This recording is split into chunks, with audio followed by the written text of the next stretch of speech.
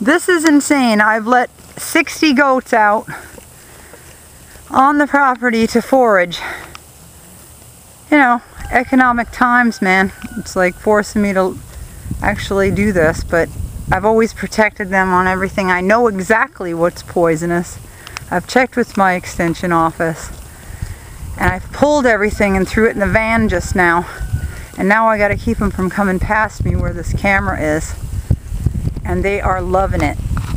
They don't get to forage fresh forages that often. They're on green pasture here at Magnolia Farms, but we have a killer woods in the back that they really need this, and they are like deers. They are browsers.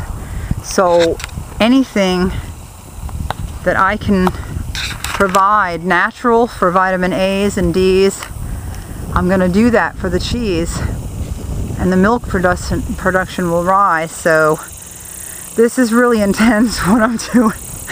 Do not try this if you do not have a herd that will obey you on command. We do a hup, hup, hup, and they listen, and we can move our herd that way. And my husband's keeping guard way down there, if you can see.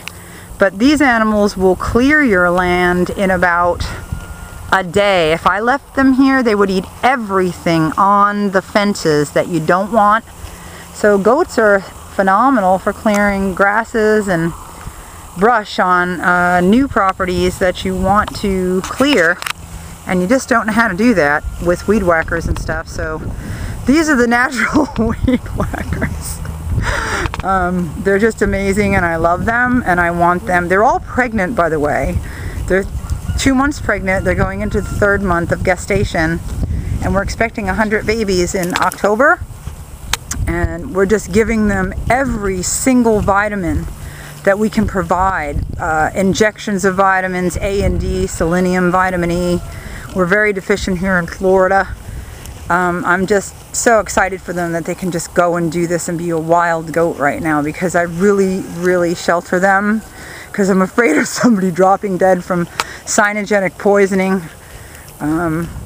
I call Linda Landrum from IFAS all the time and ask what's poisonous. She's a horticulturist, and it's so hot out today too. It's like 98 degrees, but I just want them to get whatever they can naturally from the soil here at Magnolia Farms, so my cheese tastes better and they're healthier and they have a really healthy fetus inside.